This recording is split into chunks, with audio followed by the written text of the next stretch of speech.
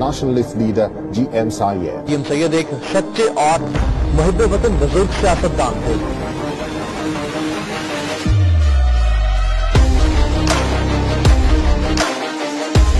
हम इस धरती के बेटे हैं, हम जेलों से डरने वाले नहीं हैं।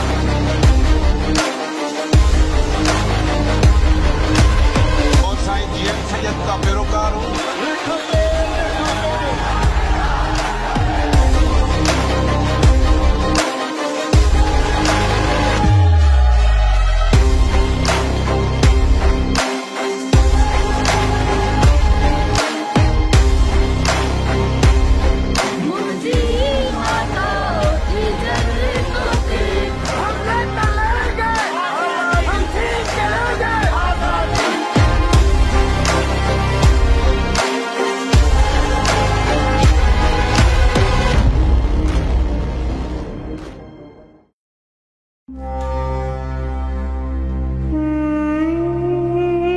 हर साल सिंध के कौम परस्त और कई नौजवान सिंधु दरिया के उस पार एक छोटे से शहर सिंध की तरफ जाते हैं, जहां GM सैयद एक खुली किताब की संगे मरमर की कब्र के नीचे दफन है। 17 जनवरी 1904 को सन में पैदा होने वाले GM सैयद जब 25 अप्रैल 1995 को सुपर्द खाक हुए तो उनके जनाजे के साथ कुरान, गीता, इंजील, तौरात और शाहज और रिसालों भी साथ साथ सफर करते रहे।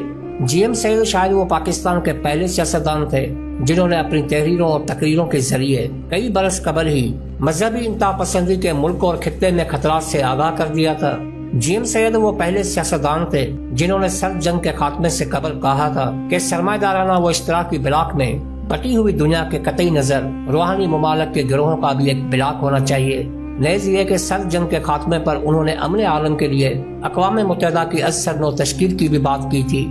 ये बात उन्होंने जनवरी 1992 में नश्तर पार्क में अपनी सालगिरह के जलसे के दौरान की थी, जिसके फौरन बाद उन्हें गिरफ्तार करके घर में नजरबंद कर दिया गया। नवाज शरीफ के दिनों में शुरू होने वाली ये नजरबंदी बेनजीर भुट्टो के दूसरी हुकूमत के दौरान मई 1995 में उनकी वफात तक बरकरार रही। GM सैयद शायद गफ्फार खान के बाद मुल्क के सबसे सीनियर गद्दार थे। GM सैयद पाकिस्तानी हुकूमतों के हर दौर में पाकिस्तान को खत्म करने के इल्जामात में कैद व नजरबंद रहे, लेकिन उनकी 28 साल कैद व नजरबंदी के दौरान कभी भी उन्हें किसी अदालत में पेश नहीं किया गया। एक ऐसा इल्जाम जिसे वो बखुशी कबूल करते थे। बेनजीर भुट्टो की दौरे हुकूमत में GM सैयद के खिलाफ बगावत का मुकदमा चलाने वाले इंसदाद दहशतगर्दी के जज निजी तौर पर पैगाम भेजते रहे कि वो बराए मेहरबानी उनकी अदालत में पेश ना हो, क्योंकि उनके एतराफ जुर्म की सूरत में उनको सजा देने के गुनहगार नहीं बन सकते। कराची में अपनी रिहाइश का हैदर मंजर पर तो समाज के दिन वो तैयार होकर अदालत जाने के लिए तैयार होकर बैठते, लेकिन कभी भी पुलिस उनको लेने के लिए नहीं पहुंची। आखिर वो कौन सी वजूहात थी जिनके बुनियाद पर वो शख्स जिसने पाकिस्तान की पहली करारदाद मंजूर करवाई, लेकिन पाकिस्तान बनने के कुछ अरसे बाद वो उसी मुल्क के खिलाफ हो गए। ये सब जानने के लिए हमें पाकिस्तान बनने से 10 साल पहले की तारीख का जायजा लेना होगा। अंग्रेज के जेर तसल्लुत हुकूमतों और कानून साज असेंबलियों को देखना पड़ेगा। सिंध की कदीम तारीख और उसके उतार चढ़ाव को देखने की बजाय हम बरतानवी राज में 1937 से लेकर 1947 तक सिंध को मिली हुई खुदमुख्तारी पर नजर डालकर उस वक्त की सियासत और सियासतदानों के मुख्तलिफ तबकात को समझने की कोशिश करेंगे। ये हकीकत है कि हर दौर में दो तरह के लोग होते हैं। एक वो तबका जो जाती अना और मफादात से बालातर होकर मुल्क व वतन की खातर मुश्किल हालात का मुकाबला करता है, और दूसरा वो जो जाती और गिरोही मफादात का हामिल होता है और वो अपने आप को अर्जा कीमत में बेच डालने में देर नहीं करता। इसी तरह की सियासत हमें पाकिस्तान बनने से एक दिहाई कबल भी नजर आती है।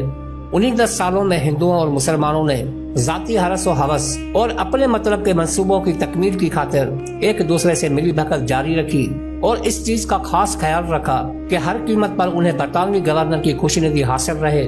सिंध की बदकिस्मती का बुनियाद भी उसी आखिरी दिहाई में पड़ना शुरू हुआ, जिनमें बड़ा किरदार सिंध की 1 फरवरी 1937, 21 जनवरी 1946 और दिसंबर 1947 की कानून साज असेंबलियों में किए जाने वाले फैसले बहुत अहमियत रखते हैं। 1 फरवरी 1937 के इंतखाबात के नतीजे में सिंध कानून साज असेंबली जो 60 मेंबरान पर मुश्तमिल थी, उसमें GM सैयद की सरबराही में सिंध यूनाइटेड पार्टी ने 22 नशस्तें हासिल की। शेख अब्दुल मजीद सिंधी की सिंध आज़ादी पार्टी ने 3, सर गुलाम हुसैन हिदायतुल्लाह की जमायत सिंध मुस्लिम पार्टी की 4, सिंध हिंदू सभा की 11, इंडियन नेशनल कांग्रेस की 8, आजाद मेंबरान 8 जिनमें 6 मुसलमान और 2 हिंदू थे। इस ऐवान में GM सैयद की सिंध यूनाइटेड पार्टी को 12 मेंबरान की वाज़ेह अक्सरियत हासिल थी, जो बाकी हम ख्याल पार्टी या मेंबरान से मिलकर हुकूमत बना सकते थे। लेकिन उस वक्त के गवर्नर ग्राहम ने तमाम जमहूरी रवायत को पसे पश्त डालकर सिर्फ 4 निशस्तें रखने वाले हिंदुस्तान में सरकार के पसंदीदा और आजमाए हुए दोस्त सर गुलाम हुसैन हिदायतुल्लाह को हुकूमत बनाने की दावत दी और 22 निशस्तें हासिल करने वाले GM सैयद की सिंध यूनाइटेड पार्टी 1000 कोशिशों के बावजूद भी कुछ न कर सकी। GM सैयद के साथ ये कोई पहली नाइंसाफी नहीं, बल्कि कई मौकों पर उनके साथ यही सलूक हुआ। GM सैयद के तस्वर में सिंध में साफ सुथरी इंतजामिया को यकीनी बनाना था, लेकिन हालात को मद्देनजर रखते हुए ये मुमकिन न था, क्योंकि तब भी सिंध के अक्सर सियासतदान अंग्रेज हुकूमत की ताबेदारी में रहते और कुर्सी की खातर उनकी हर ख्वाहिश को पूरा करते। जिन्ना की सोच इन सबसे मुख्तलिफ थी। यही वजह थी कि GM सैयद 1940 में ऑल इंडिया मुस्लिम लीग में शामिल हो गए, ताकि वो सिंध को आजाद और रोशन ख्याली की तरफ ले जाए।